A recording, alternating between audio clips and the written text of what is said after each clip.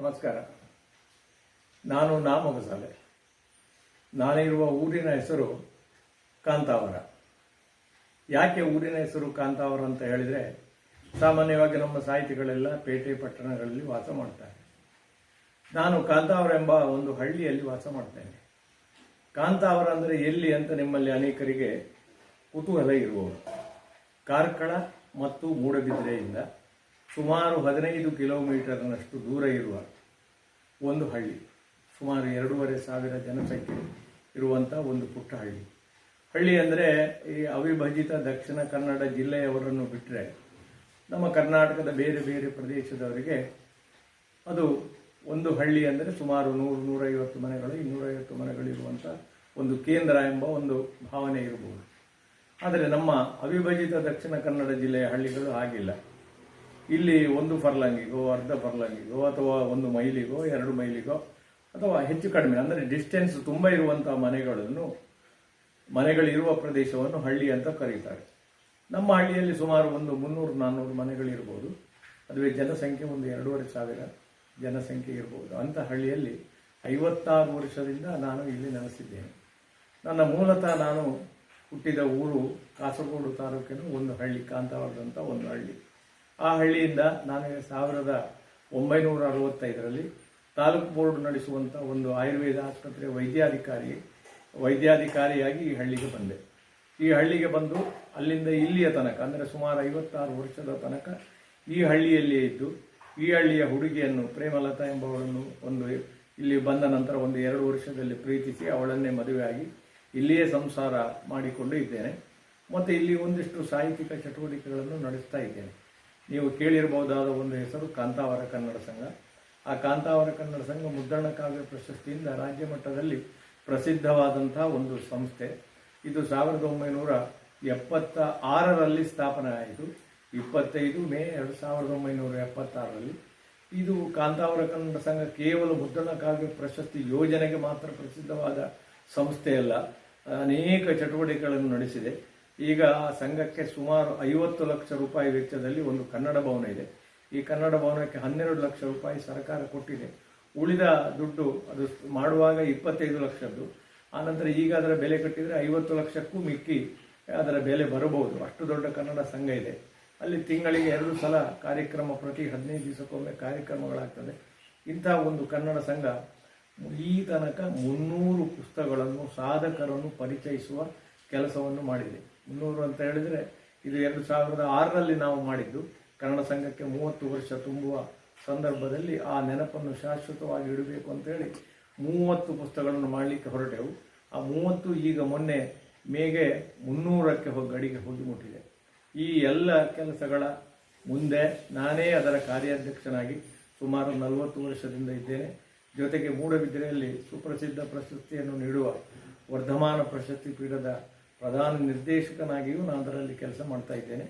2010ರಲ್ಲಿ ಕಾಂತಾವರದಲ್ಲಿ ಅಲ್ಲಮ ಪ್ರಭುವಿನ ಹೆಸರಲ್ಲಿ ಒಂದು ಅಧ್ಯಯನ ಮತ್ತು ಸಂಶೋಧನಾ ಕೇಂದ್ರವನ್ನು ಸ್ಥಾಪಿಸಬೇಕು ಅಂತ ಹೇಳುವ ನೆಲೆಯಲ್ಲಿ ಮಠಪೀಠಗಳಿಗಿಂತ ಭಿನ್ನವಾಗಿ ಒಂದು ಯೂನಿವರ್ಸಿಟಿ ಮಾಡಬೇಕಾದ ಕೆಲಸವನ್ನು ಹಳ್ಳಿಯಲ್ಲೂ ಮಾಡಬಹುದು ಎಂಬುದನ್ನು ತೋರಿಸಲಿಕ್ಕಾಗಿ ಅಲ್ಲಮ ಪ್ರಭು ಪೀಠ ಎಂಬ ಒಂದು ಸಂಸ್ಥೆಯನ್ನು ಸ್ಥಾಪಿಸಿ ಈ 10 ವರ್ಷಗಳಲ್ಲಿ ಅದರ ಪ್ರಧಾನ ನಿರ್ದೇಶಕನಾಗಿಯೂ ಆ ಕೆಲಸಗಳನ್ನು ಮಾಡುತ್ತಾ ಇದ್ದೇನೆ. ಜೊತೆಗೆ ಸುಮಾರು 60 ಪುಸ್ತಕಗಳು ನನ್ನ ಬಗ್ಗೆ ನಾನು ಬರೆದಿದ್ದೇನೆ. ಅದರಲ್ಲಿ ಒಂದು 21 ಕಾದಂಬರಿಗಳಿದೆ, 11 ಕವನ ಸಂಕಲನಗಳಿದೆ, ಇನ್ನು ಏನೇನೋ ಬೇರೆ ಬೇರೆ ರೀತಿಯ ಪುಸ್ತಕಗಳು, ಸಂಪಾದನಾ ಕೃತಿಗಳಿದೆ. ಈ ಎಲ್ಲ ಕಾರಣದಿಂದ ನಾನೊಬ್ಬ ಸಂಘಟಕನಾಗಿ ಮತ್ತು ರಾಜ್ಯದಲ್ಲಿ ಗುರುತಿಸಲ್ಪಟ್ಟ ಒಬ್ಬ ಸಾಹಿತಿಯಾಗಿ ನಮ್ಮ ಶೈಲಜಾ ಸುರೇಶ್ ಅವರು ಸಂಚಾಲಕರಾಗಿರುವಂಥ ಲೇಖಿಕಾ ಸಾಹಿತ್ಯ ವೇದಿಕೆಯಲ್ಲಿ ನಾನು ಮಾತಾಡಬೇಕು ಅಂತ ಕೇಳಿಕೊಂಡ್ರು. ನನಗೆ ಲೇಖಿಕಾ ಸಾಹಿತ್ಯ ವೇದಿಕೆಯ ಪರಿಚಯ ಶೈಲಜಾ ಅವರು ಮಾತಾಡುವ ತನಕ ಗೊತ್ತಿರಲಿಲ್ಲ ಅಥವಾ ತಿಳಿದಿರಲಿಲ್ಲ. ಯಾಕೆ ಅಂತ ಹೇಳಿದರೆ ನಾನೊಂದು ಹಳ್ಳಿಯಲ್ಲಿರುವ ಮನುಷ್ಯ. ಜೊತೆಗೆ ವಾಟ್ಸಪ್ಪು ಮತ್ತು ಫೇಸ್ಬುಕ್ಕಿನನ್ನು ನಾನು ಹೆಚ್ಚು ಅವಲಂಬಿತನಾಗಿಲ್ಲ. ಯಾಕಂದರೆ ನನ್ನ ಈ ಎಲ್ಲ ಸಂಸ್ಥೆಗಳ ಜೊತೆಗೆ ನನ್ನ ಸ್ವಂತ ಬರವಣಿಗೆಗಳ ಕಾರಣದಿಂದ ನಾನು ಈ ಫೇಸ್ಬುಕ್ ಮತ್ತು ಇದರ ಬಗ್ಗೆ ಹೆಚ್ಚು ಕಾಳಜಿ ವಹಿಸಲಿಲ್ಲ, ಆಸಕ್ತಿಯೂ ತೋರಿಸಲಿಲ್ಲ. ಹಾಗಾಗಿ ನನಗೆ ಗೊತ್ತಾಗಲಿಲ್ಲ. ಇನ್ನು ಪತ್ರಿಕೆಗಳಲ್ಲಿ ಅದರ ಬಗ್ಗೆ ಬಂದಿರಬಹುದು, ಬಂದದ್ದಿದ್ದರೂ ಸಮೇತ ಈ ಗ್ರಾಮಾಂತರ ಪ್ರದೇಶಕ್ಕೆ ರಾಜ್ಯ ಮಟ್ಟದ ವಾರ್ತೆಗಳು ತಲುಪುವಾಗ ತುಂಬ ತಡ ಆಗ್ತದೆ. ಮತ್ತು ದೊಡ್ಡ ರೀತಿಯಲ್ಲಿ ಅದು ಪ್ರಕಟ ಆದರೆ ಮಾತ್ರ ಗಮನಿಸ್ತೇನಷ್ಟೇ ಹೊರತು ಪತ್ರಿಕೆ ಪ್ರತಿ ಪುಟದಲ್ಲಿ ಯಾವುದು ವಿಶೇಷ ಉಂಟು ಅಂತ ನಾನು ನೋಡಲಿಕ್ಕೆ ಹೋಗುವುದಿಲ್ಲ. ಹಾಗಾಗಿ ನನಗೆ ಅವರ ಪರಿಚಯ ಇರಲಿಲ್ಲ, ಆ ಸಂಸ್ಥೆ ಮತ್ತು ಶೈಲಜಾ ಅವರ ಪರಿಚಯ ಇರಲಿಲ್ಲ. ಅವರು ಕವಿಗಳು, ಕಾದಂಬರಿಕಾರರು ಅಂತ ಇತ್ತೀಚೆಗೆ ಗೊತ್ತಾಯಿತು. ನನಗೆ ಭಾಳ ಸಂತೋಷ ಆಯಿತು. ಮತ್ತು ನಾನು ಮಾಡುವಂಥ ಕೆಲಸವನ್ನೇ ಅವರು ಇನ್ನಷ್ಟು ಪೇಟೆಯಲ್ಲಿ ಇದ್ದು ಮಾಡ್ತಾರೆ ಅಂತ ಹೇಳುವಾಗ ಆ ಸಂತೋಷದಲ್ಲಿ, ಅವರ 20 ವರ್ಷದ ಸಂಭ್ರಮದಲ್ಲಿ ನಾನು ಒಳಗೊಳ್ಳಬೇಕೆಂಬ ಅವರ ಆಕಾಂಕ್ಷೆಯನ್ನು ಈಡೇರಿಸಬೇಕಂತ ಹೇಳಿ ನಾನು ಈ ಮಾತಾಡಲಿಕ್ಕೆ ಒಪ್ಪಿದೆ. ಮತ್ತು ನಾನು ಸಾಹಿತ್ಯದ ಬಗ್ಗೆ ಏನು ಮಾತಾಡುವಂಥದ್ದು ಅಗತ್ಯ ಇಲ್ಲ, ಸಾಮಾನ್ಯವಾಗಿ ಸಂಘಟನೆಯ ಬಗ್ಗೆ ಮಾತಾಡಿ ಅಂತ ಅವರು ಹೇಳಿದ್ರಿಂದ ನಾನು ಅವರ ಸಂಘಟನೆಯ ಬಗ್ಗೆ, ಈಗಾಗಲೇ ನನ್ನ ಸಂಘಟನೆ ಬಗ್ಗೆ ಹೇಳಿದ್ದೇನೆ, ಅವರ ಸಂಘಟನೆಯ ಬಗ್ಗೆ ಒಂದೆರಡು ಮಾತುಗಳನ್ನು ಹೇಳಿದರೆ ಅದು ಪ್ರಾಯಶಃ ತಪ್ಪಾಗಲಿಕ್ಕಿಲ್ಲ ಅಂತ ಕಾಣುತ್ತೆ. ಒಂದು ಲೇಖಕಿಯರ ಸಂಘಟನೆ ಯಾಕೆ ಬೇಕು ಅಂತ ಹೇಳುವ ಪ್ರಶ್ನೆ. ಲೇಖಕರದ್ದು ಬೇರೆ, ಲೇಖಕಿಯರದ್ದು ಬೇರೆ ಬೇಕೋ?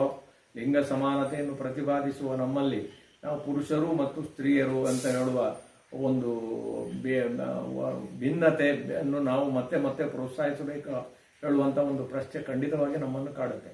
ಆದರೆ ಎಷ್ಟೋ ಸಲ ಏನಾಗ್ತದೆ ಅಂತ ಹೇಳಿದ್ರೆ, ಸುಮಾರು ನನ್ನ ಅನುಭವದಿಂದಲೇ ಹೇಳುವುದಿದ್ರೆ, ನಾನು ಬಾಲ್ಯದಲ್ಲಿರುವಾಗ ನಮ್ಮ ಮನೆತನದಲ್ಲಿ ನಮ್ಮ ಮನೆಯ ಹೆಣ್ಮಕ್ಕಳು ಹೊಸ್ತಿಲಿಂದ ಹೊರಗೆ ಬರುವ ಸ್ಥಿತಿ ಇದ್ದಿಲ್ಲ. ವಿದ್ಯಾಭ್ಯಾಸವೂ ಕಡಿಮೆ ಇತ್ತು. ಕಟ್ಟುನಿಟ್ಟಿನ ಸಂಪ್ರದಾಯವಾದಿ ಕುಟುಂಬದಲ್ಲಿ ನಾನು ಹುಟ್ಟಿದ್ದೆ. ಹೆಣ್ಮಕ್ಕಳಿಗೆ ಇದ್ದ ಸಂಪ್ರದಾಯಗಳು ಬಹಳ ಕಟ್ಟುನಿಟ್ಟಾಗಿದ್ದವು. ಹಾಗಾಗಿ ಹೊರಗೆ ಬರುವ ಅವಕಾಶಗಳು ಇದ್ದಿಲ್ಲ. ಹಾಗಾಗಿ ಅವರನ್ನು ಅರಿವಿನ ಒಂದು ಲೋಕದಿಂದ ನಾವು ಹಿಂದೆ ಕೆಟ್ಟಿದ್ದೇವೆ. ಹಾಗಾಗಿ ಇವತ್ತಿಗೂ ಸಮೇತ ನಮ್ಮ ಹಳ್ಳಿಯ ಹೆಣ್ಮಕ್ಕಳಿಗೆ ಬೇಕಾದಷ್ಟು ಅವರ ಪ್ರತಿಭೆಯನ್ನು ಪುಟಕ್ಕಿಟ್ಟು ಅದನ್ನು ಬೆಳಗಿಸಲಿಕ್ಕೆ ಬೇಕಾದಂಥ ವಿದ್ಯಾಭ್ಯಾಸ ಆಗಲಿ, ಆಧುನಿಕ ಸೌಲಭ್ಯಗಳಾಗಲಿ ಸಿಕ್ಕುವುದು ಕಷ್ಟ. ಮತ್ತು ಜೊತೆಗೆ ನಮಗಿಂತ ಅವರು ನಾವು ಲಿಂಗ ಸಮಾನತೆಯನ್ನು ಹೇಳಿಕೊಂಡರೂ ಸಮೇತ ಅವರಿಗೆ ತಮ್ಮ ಕಷ್ಟ ಸುಖಗಳನ್ನು ಹೇಳಿಕೊಳ್ಳಿಕ್ಕೆ ಪುರುಷರಷ್ಟು ದೊಡ್ಡ ವೇದಿಕೆ ಇಲ್ಲ. ಹೆಚ್ಚಿನ ಅವಕಾಶಗಳು ರಾಜಕೀಯದಲ್ಲಾಗಲಿ, ಸಾಹಿತ್ಯದಲ್ಲಾಗಲಿ, ಇತರ ಕ್ಷೇತ್ರಗಳಾಗಲಿ ಪ್ರಥಮ ಪ್ರಾಶಸ್ತ್ಯ ಪುರುಷರಿಗೆ. ಯಾಕಂದರೆ ಇಡೀ ನಮ್ಮ ವ್ಯವಸ್ಥೆಯನ್ನು, ಎಲ್ಲ ವ್ಯವಸ್ಥೆಗಳನ್ನು ನಾವು ಕಂಟ್ರೋಲ್ ಮಾಡುವವರು ಅಥವಾ ನಾವು ಅದನ್ನು ಹಿಡಿದಿಟ್ಟುಕೊಂಡವರಾಗಿ ಇರುವವರು ಪುರುಷರು. ಹಾಗಾಗಿ ಸ್ತ್ರೀ ಸಮಾನತೆ ನಮ್ಮದು ಬಾಯಿ ಉಪಚಾರದ ಮಾತಷ್ಟೇ ಹೊರತು ಸ್ತ್ರೀ ಸಮಾನತೆ ಇಲ್ಲ. ಹಾಗಾಗಿ ಎಚ್ಚೆತ್ತುಕೊಂಡ ಮಹಿಳೆಯರು ತಮ್ಮದು ಒಂದು ಸಂಘಟನೆ ಬೇಕು, ತಮ್ಮ ನೋವು ನಲಿವೆಗಳನ್ನು ಹೇಳಿಕೊಳ್ಳಿಕ್ಕೆ ಒಂದು ವೇದಿಕೆ ಬೇಕು ಅಂತ ಒಂದು ಸಂಘಟನೆಯನ್ನು ಮಾಡಿಕೊಂಡ್ರೆ ಖಂಡಿತವಾಗಿ ಅದು ತಪ್ಪಲ್ಲ. ಆ ನೆಲೆಯಲ್ಲಿ ಶೈಲಜಾ ಸುರೇಶ್ ಅವರು 20 ವರ್ಷದ ಹಿಂದೆ ಅವರು ಹಾಸನದಲ್ಲಿರುವಾಗ ಹುಟ್ಟು ಹಾಕಿದ ಈ ಸಂಸ್ಥೆ ಅದನ್ನು ಈ ತನಕ ಮುಂದುವರಿಸಿಕೊಂಡು ಹೋದದ್ದು ಬಹಳ ಸಂತೋಷ. ಜೊತೆಗೆ ಇಂಥ ಅನೇಕ ಸಂಸ್ಥೆಗಳು ರಾಜ್ಯದಲ್ಲಿ ಹುಟ್ಟಬೇಕು. ಕೇವಲ ಪತ್ರಿಕೆಗಳಲ್ಲಿ ಲೇಖನ, ಕತೆ ಕಾದಂಬರಿಗಳನ್ನು ಪ್ರಕಟಿಸುವುದಲ್ಲ, ಅವರು ಲೇಖಕಿಯರ ಜೊತೆ ಅವರವರೇ ಪರಸ್ಪರ ಸಂವಾದಿಸುವಂಥ ಒಂದು ವೇದಿಕೆ ಬೇಕು. ಯಾಕಂದರೆ ಅವಕಾಶಗಳು ಕಡಿಮೆ. ನಮ್ಮ ಸಾಹಿತ್ಯ ಸಮ್ಮೇಳನ ನೋಡಿ, ರಾಜ್ಯದ್ದಿರಲಿ, ತಾಲೂಕಿಂದಿರಲಿ, ರಾಷ್ಟ್ರದ್ದಿರಲಿ, ಯಾವ ಸಮ್ಮೇಳನ ಸಮೇತ ಹೇಳುವುದಷ್ಟೇ ಹೊರತು ಅಲ್ಲಿ ಮಹಿಳೆಯರಿಗೆ ಪ್ರಾಧಾನ್ಯತೆ ಕಡಿಮೆ. ಹಾಗಾಗಿ ಅವರಿಗೆ ಅವರದೇ ಆದ ಒಂದು ವೇದಿಕೆ ಇದ್ದರೆ ಅಲ್ಲಿ ಅವರದೇ ಆದ ಒಂದು ನೋವು ನಲಿವುಗಳನ್ನು ಈಗಾಗಲೇ ನಾನು ಹೇಳಿದಾಗೆ ಹಂಚಿಕೊಳ್ಳಿಕ್ಕೆ ಅವಕಾಶ ಆಗ್ತದೆ. ಆ ದೃಷ್ಟಿಯಲ್ಲಿ ಈ ಲೇಖಕ ಸಾಹಿತ್ಯ ವೇದಿಕೆ ಹುಟ್ಟಿಕೊಂಡದ್ದು ಮತ್ತು ಇದರಂಥ ಅನೇಕ ಸಂಸ್ಥೆಗಳು ಹುಟ್ಟಬೇಕಾದದ್ದು. ಇದು ಒಂದೇ ಅಂತ ನಾನು ಹೇಳೋದಿಲ್ಲ, ಹುಟ್ಟಬೇಕಾದದ್ದು ಬಹಳ ಅಗತ್ಯ. ಆದರೆ ಈ ಸಂಘಟನೆ ಈ ತನಕ ಮಾಡಿದ್ದು ವಿಶೇಷವಾಗಿ ನನಗೆ ಪರಿಚಯ ಇಲ್ಲ. ನನಗೆ ಮುಜುಗರ ಆಗುತ್ತೆ. ಇಷ್ಟು ದೊಡ್ಡ 20 ವರ್ಷ ನಡೆದು ಬಂದ ಈ ಸಂಸ್ಥೆಯ ಬಗ್ಗೆ ನನಗೇನೂ ಗೊತ್ತಿಲ್ಲ ಅಂತ ಹೇಳಿದ್ರೆ ನಾನು ನಾಚಿಕೆ ಪಡಬೇಕು. ಆದರೆ ಅದು ನನ್ನ ಮಿತಿಯೂ ಹೌದು, ದೌರ್ಬಲ್ಯ ಅಂತ ಹೇಳುವುದಿಲ್ಲ, ನನ್ನ ಮಿತಿ. ನಾನು ಈಗಾಗಲೇ ಹೇಳಿದಾಗ ಹಳ್ಳಿಯಲ್ಲಿ ಇರುವುದರಿಂದ ನನ್ನ ಮಿತಿ ಇರಬಹುದು. ಅದು ಆ ಮಿತಿ ಆದರೂ ಸಮೇತ ನಾನು ಸಂತೋಷ ಪಡುವುದಕ್ಕೆ ಯಾವ ರೀತಿಯಲ್ಲಿಯೂ ಇದು ಅಡ್ಡಿಪಡಿಸುವುದಿಲ್ಲ ಅಂತ ಒಂದು ಸಂತೋಷದ ಕೆಲಸದಲ್ಲಿ ಈ ಶೈಲಜಾ ಅವರು ಮಾಡಿದ ಈ ಕೆಲಸ 20 ವರ್ಷದಲ್ಲಿ ಒಂದು ಸಂಸ್ಥೆಯನ್ನು ನಡೆಸಿದ್ದಂದರೆ ಬಹಳ ದೊಡ್ಡ ವಿಚಾರ. ಯಾಕಂದರೆ ನಾನು ಈಗಾಗಲೇ ಹೇಳಿದಾಗ ಈ 3-4 ಸಂಘಟನೆಗಳಲ್ಲಿ ನಾನು ಸುಮಾರು 40 ವರ್ಷದಿಂದ ತೊಡಗಿಕೊಂಡಿದ್ದಾಗ ಅನೇಕ ಅಡೆತಡೆಗಳನ್ನು ಮತ್ತು ಕಷ್ಟ ನೋವುಗಳನ್ನು ಅನುಭವಿಸಿದ್ದೇನೆ. ಆದರೆ ಅದರ ಒಂದು ಗುರಿ ಮತ್ತು ಸಂಕಲ್ಪ ನನ್ನಲ್ಲಿತ್ತು. ಇದನ್ನು ಎಷ್ಟು ಮಾತ್ರಕ್ಕೂ ನಡೆಸಿಕೊಂಡು ಹೋಗಬೇಕು, ಯಾವುದೇ ಅಡ್ಡಿ ಬರಬಾರದು. ಪ್ರಾರಂಭದಲ್ಲಿ ನಾವು 6 ರೂಪಾಯಿ 29 ಸದಸ್ಯರಿಂದ ಕಾಂತಾವರ ಕನ್ನಡ ಸಂಘವನ್ನು ಕಟ್ಟಿದೆವು 1976ರಲ್ಲಿ. ಆಗ ಸಮೇತ ಜನ ಈ ಕನ್ನಡ ಸಂಘ ಯಾಕೆ, ಈ ಕನ್ನಡ ಸಂಘದಿಂದ ಏನಾಗುತ್ತೆ ಅಂತ ಹೇಳಿ ಲೇವಡಿ ಮಾಡಿದರು. ನಿಧಾನವಾಗಿ ನಾವು ಮಾಡಿದ ಅನೇಕ ಕೆಲಸಗಳಿಂದ ಜನರಿಗೆ ಇಂಥ ಒಂದು ಸಂಸ್ಥೆಯ ಅಗತ್ಯ ಉಂಟು ಅಂತ ಗೊತ್ತಾಯಿತು. ಅನೇಕರು ನಮ್ಮ ಚಟುವಟಿಕೆಗಳಿಗೆ ಕೈ ಜೋಡಿಸಿದರು. ಇವತ್ತು ನಾವು 1 ಕೋಟಿಗೂ ಮಿಕ್ಕಿದ ಖರ್ಚನ್ನು ಕನ್ನಡ ಸಂಘದಲ್ಲಿ ನಡೆಸಿದ್ದೇವೆ ಅಂದರೆ ಇದು ನನ್ನೊಬ್ಬನ ಸಾಧನೆಯಿಂದ ಅಥವಾ ನನ್ನ ಕೈಯ ದುಡ್ಡಿನಿಂದ ಆದಂಥದ್ದಲ್ಲ. ಸಾವಿರ ಮಂದಿ ನಮ್ಮ ಜೊತೆ ಕೈ ಜೋಡಿಸಿದ್ದಾರೆ. ಇದು ಕರ್ನಾಟಕದ ಒಂದು ಸಂಸ್ಥೆಯಾಗಿ ಬೆಳೆದು ಬಂದಿದೆ. ನಾನು ಇದನ್ನು ಯಾವುದೇ ಒಂದು ಹೆಮ್ಮೆಯಿಂದ ಅಥವಾ ಆಡಂಬರದಿಂದ ಹೇಳ್ತಾ ಇಲ್ಲ. ನಮಗೆ ಯಾವ ಯಾವ ರೀತಿ ಎಲ್ಲೆಲ್ಲಿಂದ ನಮಗೆ ನೆರವು ಬರಬಹುದು ಎಂಬುದನ್ನು ಬೇರೆ ಬೇರೆ ಮೂಲದಿಂದ ನಾನು ಪಡೆದುಕೊಂಡಿದ್ದೇನೆ ಮತ್ತು ಜನ ನಮ್ಮ ಜೊತೆ ಕೈ ಜೋಡಿಸಿದ್ದಾರೆ. ಒಂದು ಉದಾಹರಣೆಗೆ ನಿಮಗೆ ಹೇಳುವುದಿದ್ದರೆ, ಸುಮಾರು 10 ವರ್ಷಗಳಿಂದ ಕರ್ನಾಟಕ ಬ್ಯಾಂಕು ಎಡೆಬಿಡದೆ ನಮ್ಮ ಕಾರ್ಯಕ್ರಮಗಳಿಗೆ ಸ್ಪಾನ್ಸರ್ಶಿಪ್ ಕೊಟ್ಟು ವರ್ಷಕ್ಕೆ ಒಂದು 75,000 ರೂಪಾಯಿ ತನಕ ಕೊಡ್ತಾ ಬಂದಿದೆ. ಅದೇ ರೀತಿಯಲ್ಲಿ ಸಿಂಡಿಕೇಟ್ ಮತ್ತು ಕೆನರಾ ಬ್ಯಾಂಕಿನ ಅದರ ಮುಖ್ಯಸ್ಥರನ್ನು ನಾನು ಭೇಟಿಯಾಗಿ ನನ್ನ ವಿವರಗಳನ್ನು, ಸಂಸ್ಥೆಯ ವಿವರಗಳನ್ನು ಓಡಿಸಿದಾಗ ಅವರು ಸಹ ಎದೆ ತುಂಬಿ ನಮಗೆ ಸಪೋರ್ಟ್ ಮಾಡಿದ್ದಾರೆ. ವರ್ಷಕ್ಕೊಂದು 50,000 ಕೊಡ್ತಿದ್ರು.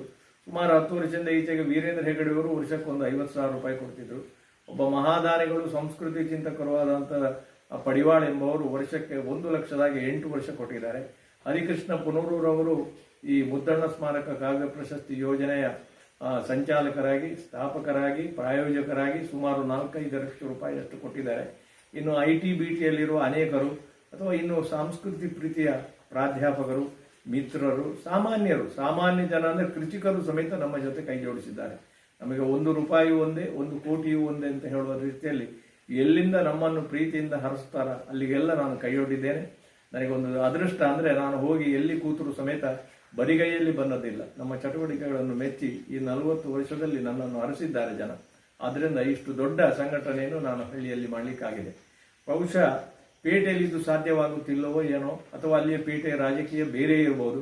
ಬಹುಶಃ ನಮ್ಮ ಪೇಟೆಗಳಲ್ಲಿ ಇರುವಂತಹ ಸಂಘ ಸಂಸ್ಥೆಗಳು ಈ ರೀತಿಯ ದೊಡ್ಡ ಕಾರ್ಯಕ್ರಮವನ್ನು ಹಮ್ಮಿಕೊಳ್ಳಿಲ್ಲ ಅಂತ ಹೇಳಿದ್ರೆ ಆರೋಪ ಅಲ್ಲ, ಹಮ್ಮಿಕೊಳ್ಳಬೇಕಿತ್ತು. ಜೊತೆಗೆ ನಾವು ಬಹಳ ಮಾಡಿದಂಥ ಒಂದು ಕೆಲಸ ಏನಂತ ಹೇಳಿದ್ರೆ, ವರ್ಷಕ್ಕೆ 5 ಪ್ರಶಸ್ತಿಗಳನ್ನು ಕೊಡ್ತೇವೆ. ಮುದ್ದಣ್ಣ ಕಾವ್ಯ ಪ್ರಶಸ್ತಿ 10,000 ರೂಪಾಯಿದು. ಇನ್ನು ಕಾಂತಾವರ ಪುರಸ್ಕಾರ ಅಂತ ನನ್ನ ಕುಟುಂಬದ, ನನ್ನ ಮಕ್ಕಳು, ಹೆಂಡತಿ ಮಕ್ಕಳ ಔದಾರ್ಯದಿಂದ ಆಗುವಂಥದ್ದು 2 ಪ್ರಶಸ್ತಿಗಳು. ಇನ್ನೊಬ್ಬರು ಮೇಡಮ್ ರಾಷ್ಟ್ರ ಪ್ರಶಸ್ತಿ ಪಡೆದಂಥ ಸರೋಜಿನಿ ಅಂತ ಹೇಳುವವರು ವರ್ಷಕ್ಕೆ 10,000 ರೂಪಾಯಿ ಕೊಡ್ತಾರೆ.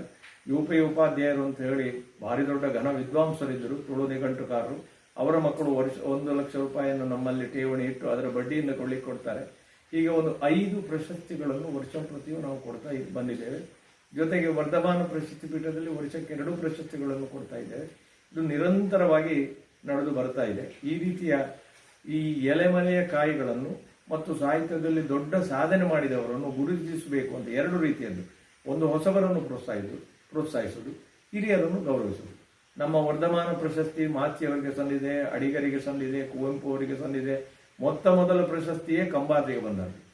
ಕಂಬಾರರಿಗೆ ಮೊದಲು ದಕ್ಕಿದಂಥ ಪ್ರಶಸ್ತಿಯೇ ವರ್ಧಮಾನ ಪ್ರಶಸ್ತಿ. ಆನಂತರ ಅವರು ಎಷ್ಟು ಪ್ರಶಸ್ತಿ ಪಡೆದಿದ್ದಾರಂತ ನಾನು ಅದನ್ನು ವಿವರಿಸಿ ಹೇಳಬೇಕಾಗಿಲ್ಲ. ಹಾಗಾಗಿ ನಾವು ಸಣ್ಣ ಮಟ್ಟದಲ್ಲಿ ಮಾಡಿದ ಈ ಪ್ರಶಸ್ತಿಗಳು ರಾಷ್ಟ್ರ ಮಟ್ಟದಲ್ಲಿ ಗುರುತಿಸಲ್ಪಟ್ಟಂತಹ ರೀತಿಯಲ್ಲಿ ಅದು ಬೆಳೆದಿದೆ. ಅದರ ಜೊತೆಗೆ ನಾವು ದಾಖಲೀಕರಣದ ಕೆಲಸವನ್ನು ಮಾಡಿದ್ದೇವೆ. ದಾಖಲೀಕರಣ ಅಂದರೆ ಅವಿಭಜಿತ ದಕ್ಷಿಣ ಕನ್ನಡದಲ್ಲಿ ನಾಡು ನುಡಿಗೆ ಸೇವೆ ಸಲ್ಲಿಸಿದವರು ನನ್ನ ಲೆಕ್ಕದಲ್ಲಿ 1-2 ಸಾವಿರ ಜನ ಇರಬಹುದು. ಈ ಎಲ್ಲರನ್ನೂ ನಾವು ಪರಿಚಯಿಸಲಿಕ್ಕಾಗುವುದಿಲ್ಲ. ಸಾಮಾಜಿಕ ನ್ಯಾಯ ಅಂತ ಉಂಟು. ಬರೀ ಮೇಲ್ವರ್ಗದವರನ್ನು ಮಾತ್ರ ಅಲ್ಲ, ಕೆಳವರ್ಗದವರನ್ನು ಮುಂದಿಟ್ಟುಕೊಂಡು ಕೆಳವರ್ಗದವರ ಸಾಧನೆಯನ್ನು ಸಮೇತ ರಾಷ್ಟ್ರೀಯ ಪ್ರವಾಹದಲ್ಲಿ ಅವರ ಒಳಗೊಳ್ಳುವಿಕೆಯನ್ನು ದಾಖಲೀಕರಿಸಬೇಕಂತ ಹೇಳಿ ನಾವು ಈ ತನಕ 300 ಪುಸ್ತಕಗಳನ್ನು ಪ್ರಕಟಿಸಿದ್ದೇವೆ. ಆ ಮಾಲೆಗೆ ಹೆಸರು ನಾಡಿಗೆ ನಮಸ್ಕಾರ ಅಂತ. ನಾವು ನಾಡಿಗೆ, ಕಾಂತಾವರ ಕನ್ನಡ ಸಂಘವು ನಾಡಿಗೆ ನಮಸ್ಕರಿಸ್ತದೆ. ಬಟ್ ನಾವು ಮಾಡುವಂತಹ ಪುಸ್ತಕದ ಮಾಲೆಯವರನ್ನು ನಾವು ಅವರಿಗೆ ನಮಸ್ಕರಿಸ್ತೇವೆ. ಕಾಂತಾವರ ಕನ್ನಡ ಸಂಘ ನಾಡಿಗೆ ನಮಸ್ಕರಿಸುವುದು, ಅವರು ನಾಡೇ ನಮಸ್ಕರಿಸಬೇಕಾದಂತಹ ವ್ಯಕ್ತಿಗಳು ಎಂಬ ನೆಲೆಯಲ್ಲಿ ನಾಡಿಗೆ ನಮಸ್ಕಾರ ಎಂಬ ಮಾಲೆ ಮಾಡಿದ್ದೇವೆ.